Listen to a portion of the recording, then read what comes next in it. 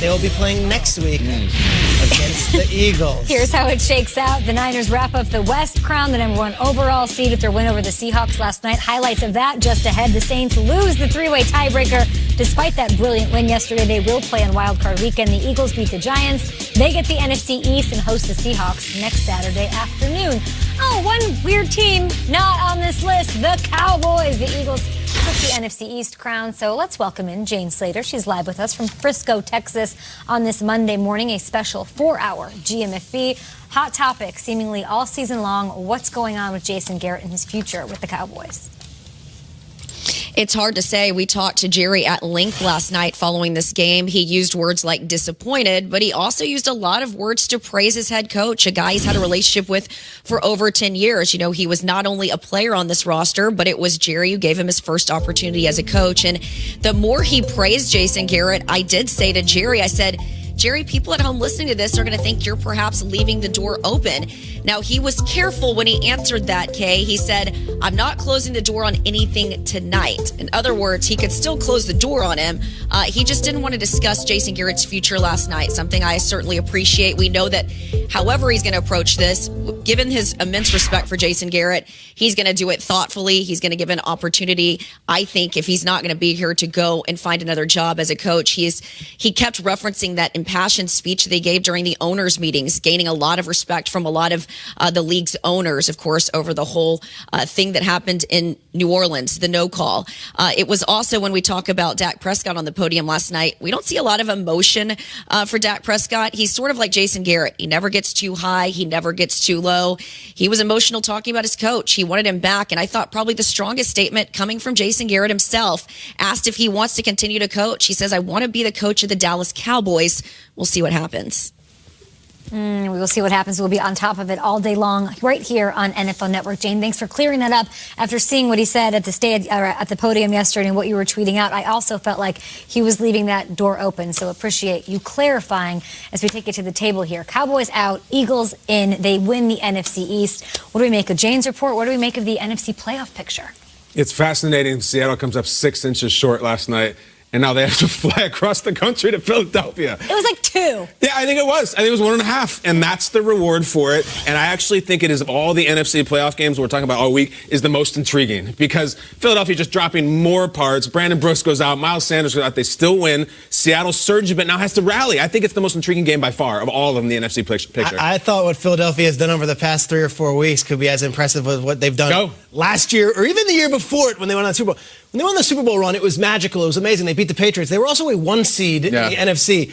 They come from ashes to rise again somehow and rally around this coach, Doug Peterson, with Greg Ward, Boston Scott, Dallas Goedert, Josh Perkins making huge plays. Just for a second before we turn the page, just take a second to look at what the Eagles have just done over the past month. I know they didn't play world beaters in these games, but they got the job done. And Carson Wentz, I think he slayed a lot of dragons in December here. He found a way to throw this team on his back and get them to the playoffs, beating the Cowboys in the process and taking care of a Giants team that was not just to lay down for them. You're right about that. The Giants, they came out and said before the game that we want to win this game. Saquon came out and said, if we're playing spoiler, we're playing spoiler. And they played well. Saquon had that big run. Golden Tate had that great touchdown in the back of the end zone. And I'm thinking to myself, man, the wheels got to fall off of this bus at some point. There are no wheels. Nah, there's no wheels. They hit the pit stop and was like, all hands on deck, let's fix it, let's patchwork it up. And everybody made plays. As I'm sitting here watching the Eagles play, I'm thinking to myself, am I going to question them next week? Because I thought that this was supposed to be over a month ago. And right now, these guys are in position where they're hosting a playoff game. This is an unbelievable place for them to be, and they've been here before. And right now, and I'll make this decision on Friday, I'm not sure I can bet against them. Even though they're playing against my former team who looked great against San Francisco last night. The Eagles, everybody says we're resilient. It's very cliche in sports. No. The Eagles, they showed true resilience in how they were able to battle back and now find themselves in the playoff. Resilience is going to be a key word in this matchup on Sunday, Wild Card Weekend. Both teams dealing with respective injuries. Let's bring in Mike Garafolo. He's with us from New Jersey with the latest on what's been going on with the Eagles. Injury bug all season long. Miles Sanders, what's going on with him? Brandon Brooks. Long list of names, Kay. In fact, a long line of people to get into that tent, that blue tent on the sideline last night.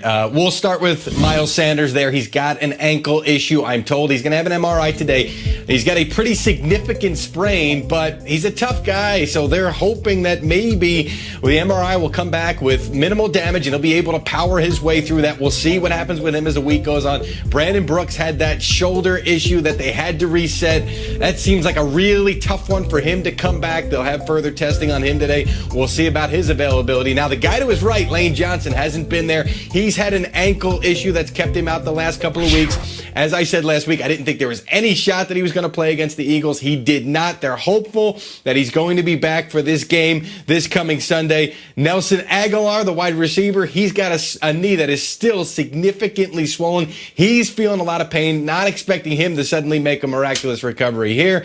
Jalen Mills, the cornerback, missed the game yesterday, but I talked to him before the game. He says he thinks he should be fine for this coming weekend's game. And one more name to throw out there, Deshaun Jackson. We're getting closer. If the Eagles can win this game on Sunday, the expectation is that Jackson would return for them for the divisional round. So there's your laundry list right there of Eagles injuries. I hope I answered them as best I can right there, Kay. I mean, that was not ready for the D-Jacks update there, but thank you for the updates all around. What a testament to Doug Peterson's coaching. He might be the only coach that secures his job in the NFC East. More on what's going on with the Washington Redskins, of course, and those Cowboys, potentially the Giants in place. We'll keep it right here, but